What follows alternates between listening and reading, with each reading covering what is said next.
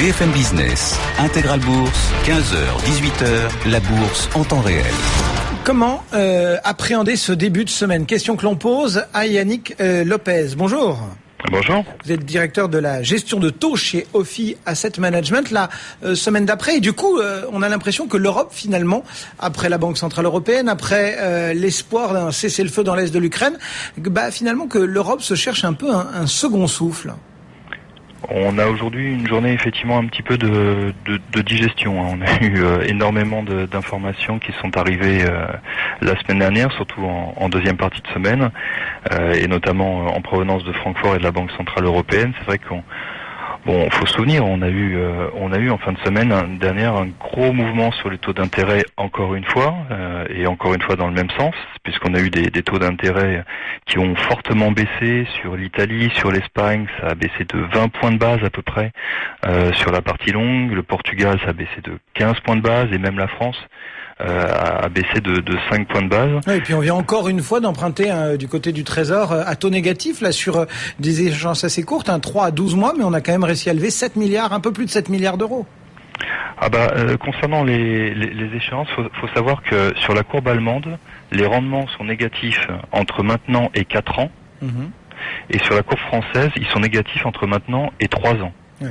Donc de toute façon, effectivement, chaque fois qu'il y a une émission dans cette partie-là de la courbe, on est pour l'instant en taux d'intérêt négatif. Donc ça c'est bien de l'avoir présent à l'esprit, mais c'est vrai que voilà, la semaine dernière on a eu encore ce gros mouvement, on a eu aussi une forte baisse de l'euro, on est passé de 1,3150 à 1,2950. C'est pareil, le mouvement est assez spectaculaire. Il faut avoir en tête qu'on a baissé maintenant, l'euro a baissé par rapport à un panier de devises de l'ordre de 4,5% depuis son point haut de cette année.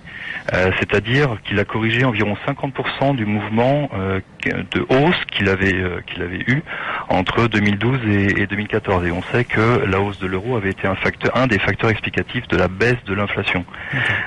Donc assez gros mouvement. Donc c'est vrai qu'aujourd'hui on est plutôt dans cette phase de digestion sans gros volume sur l'obligataire. Pas de gros mouvement, et on l'a même vu là sur cet emprunt court du Trésor français. Et pourtant, du côté de Paris, on a assisté au report de l'examen du budget, enfin de la présentation du budget, etc. On a l'impression qu'on peine un peu à boucler le budget. Ça ne crée pas de tension particulière chez les intervenants de marché? En fait non, parce c'est vrai qu'on a deux images complètement différentes. On a d'un côté ce que vous soulevez sur le report du budget. Alors je crois qu'officiellement c'est pour des raisons d'agenda de Monsieur Hollande, mais je pense qu'effectivement derrière c'est certainement un exercice qui est très complexe. La croissance est beaucoup plus faible qu'attendue en 2014. Je crois que la croissance 2015, si ma mémoire est bonne, du gouvernement est de l'ordre de 1,3%. Ça va être très compliqué. Ce serait très bien si on pouvait l'avoir, mais ça va être très compliqué. Et les recettes fiscales sont inférieures aux prévisions. Bref, énormément de choses qui vont évidemment dans le même sens et pas dans le bon sens. Donc, j'ai aucun doute qu'effectivement l'exercice soit très compliqué.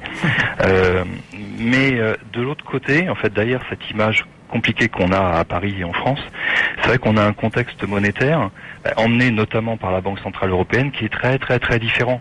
On a des taux d'intérêt qui sont poussés à la baisse.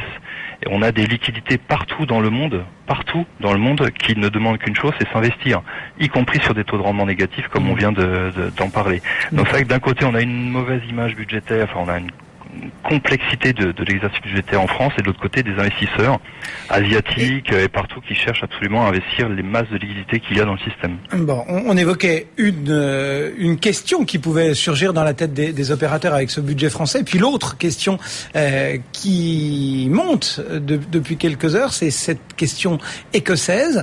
Est-ce que vous avez une traduction là encore actuelle sur les marchés de cette montée du oui à l'indépendance qui pour la première fois est passé devant dans les intentions de vote en tout cas?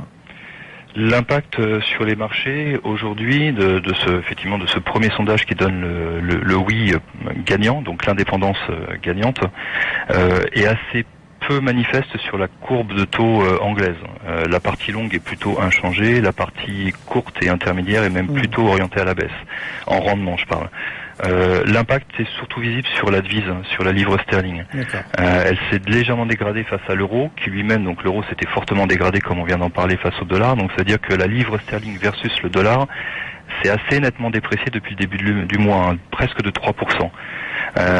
Après, Voilà, c'est un premier sondage. C'est quelque chose qui était assez peu probable il y a encore un mois, puisque certains sondeurs estimaient à plus de 20 points l'écart entre le oui et le non il y a encore à peine un mois. C'est un premier sondage. Il y a énormément de questions. C'est très difficile d'appréhender les conséquences réelles. La première des questions, par exemple, c'est si l'Écosse devenait indépendante, quelle devise ? Quelle devise ?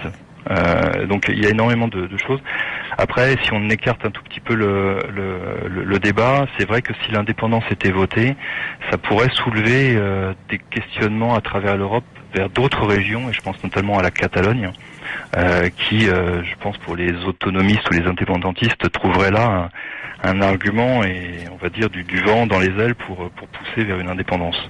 Merci beaucoup pour ce décryptage. Yannick Lopez, depuis Ophi Asset Management.